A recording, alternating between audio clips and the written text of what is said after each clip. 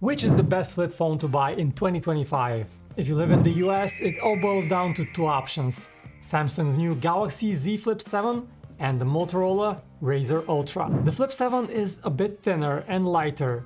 The Razr has got a more functional cover screen. The Flip offers better software support and more advanced AI features, but the Razr has the bigger battery and faster charging. Put simply, it's not an easy choice. But hey, I'm Vic with PhoneArena and I've used both of them, so let's look at the details and find out which one you should go for. First, a quick look at the specs. The Flip 7 is a big improvement from earlier models with a bigger cover screen, but the Razr has the more powerful chipset. We'll talk more about this later, but first, let's explore the design. The Flip 7 has flat sides all around and a matte finish. This is the new blue color, by the way, which looks great. The Razr Ultra has this brushed metal finish and it has more variety in both colors and materials. We have the version with the wooden back and there is also an Alcantara model, plus you can get a more traditional one with glass back if you prefer that. The Galaxy Flip is only available with a glass back, so that's a bit of a downside. Also, because of its flat sides, it's just harder to pry open the Flip 7, while the Razr with its curved sides, it's just much easier to open. Point: Motorola. Now, once you open the two, you have a 6.9-inch screen on the Galaxy and slightly bigger 7-inch screen on the Motorola. Both phones have done a great job minimizing the crease in the middle. You can barely feel it and you can only see it at a certain angle, but honestly, it's not that much of an issue anymore. The screen on the Motorola can get slightly brighter, so it's a bit easier to see outdoors. But Samsung has its own advantage. It can get dimmer at night, dropping to under 1 nit of brightness. Great if you use it in bed. However, the one small change that makes a big difference is the new wider screen aspect ratio on the Galaxy Flip. While the Razr uses a taller 22:9 screen, the Galaxy goes with a slightly wider 21:9 display. And this means it's just a bit closer to a traditional phone. It can fit a bit more text on the screen, it's just generally a bit less awkward. Point: Galaxy. Next, let's compare the hinge mechanism on both phones. A quick sound check: the Galaxy and the Razr. Once again, the Galaxy and the Razr. The Galaxy shuts with a slightly louder sound while the Razr has a slightly more bassy thump. Both are super satisfying though. Both can also hold an angle of around 40 degrees, but look at that, the hinge on the Motorola is very wobbly and doesn't inspire much confidence, while the one on the Galaxy feels much stronger. Only time will tell which one is better, but the Galaxy seems more durable. Next up, software. The Razr can still do the fun gestures. Chop chop to start the flashlight, twist to open the camera. These are a lot of fun, and I was so used to them, I tried twisting the Galaxy a few times to open the camera, it didn't work. But in some ways, software feels more refined on the Galaxy Flip.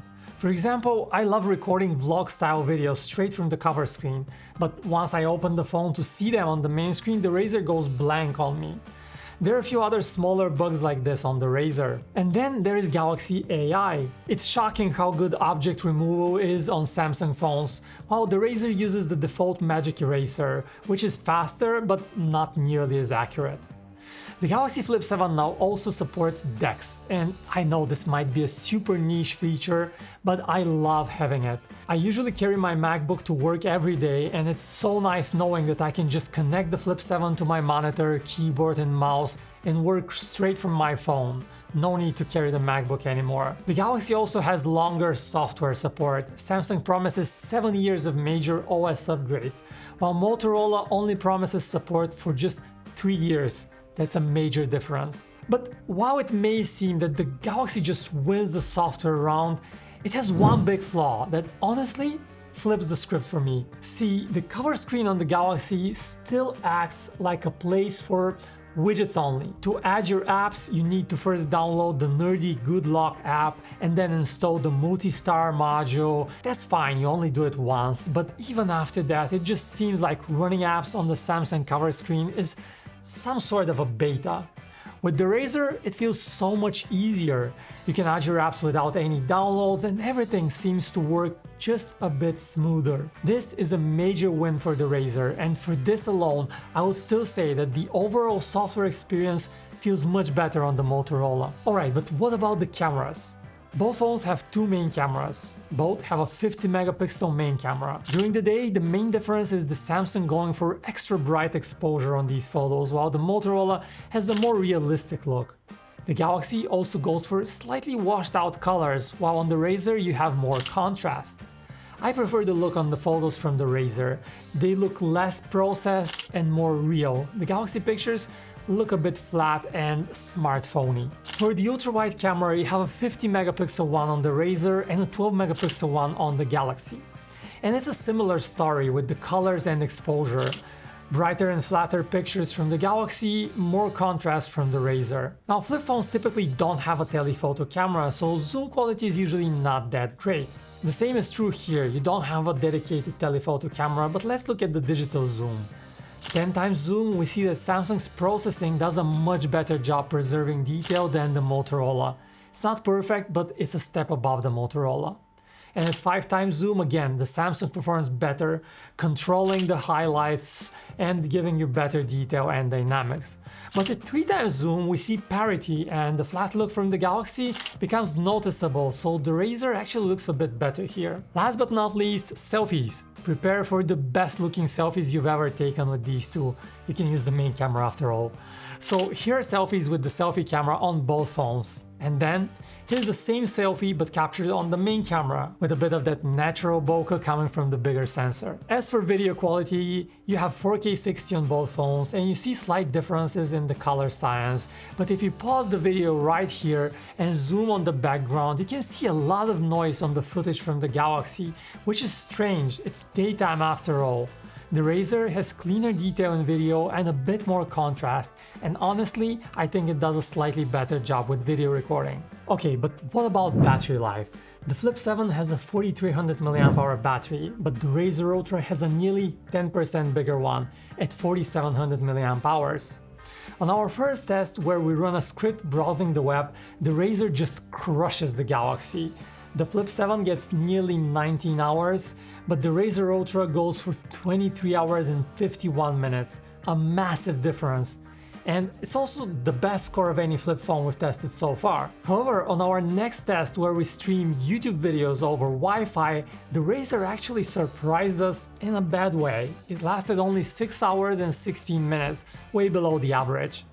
It may be that the speakers drain more power or that the phone is just not optimized for YouTube, but it was a shocking result. The Flip 7 in contrast lasts a cool 9 hours and a half. Overall though, we still estimate a slightly longer battery life on the Razr Ultra, but keep in mind that in some use cases the phone drained quicker than you might expect of the bigger battery. Still, the advantage in charging speeds for the Motorola is undeniable. With 68 watts charging, the Razr Ultra is so much faster than the Galaxy's slow 25 watt speeds. A 30-minute top-up gives you an 80% charge back on the Motorola and only 43% on the Galaxy.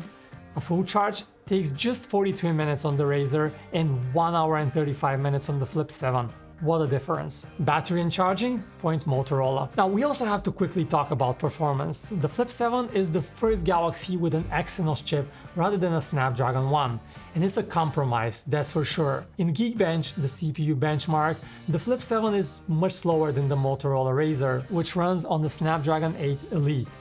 But for gaming, the difference is even bigger. On 3D Mark, the Flip 7 throttles strongly, and after 20 minutes of running an intense game, the Flip 7 is at half the score of the Razr Ultra. Again, that's a massive difference. But at the same time, I have to say that I did not notice the Flip 7 lagging or stuttering in just daily use. Browsing the web, watching videos, everything feels perfectly smooth. It is the more intense workloads like using DeX or gaming that you start noticing the slower chip. Alright, finally, prices. Motorola asks a steep $1,300 for the Razr Ultra, while Samsung has set the price for the Flip 7 at $1,100. Both of these prices are too high. The Razr costs a bit more because it has 512GB of storage and 16GB of RAM, while the Galaxy base model has 256GB of storage and 12GB of RAM. But my advice here is to hunt down a good deal, and both of these phones often go on sale, so that should not be too hard. So which one should you go for? The Galaxy feels a bit more durable, and I appreciate that it's thinner and lighter, and it has better AI and tricks like Samsung DeX, but its cover screen still feels like an afterthought. The Razr has the more usable cover screen, longer battery life and faster charging, and it's just easier to open. For those reasons, I think the Razr is still the better buy, but let me know your thoughts in the comments, and thanks for watching.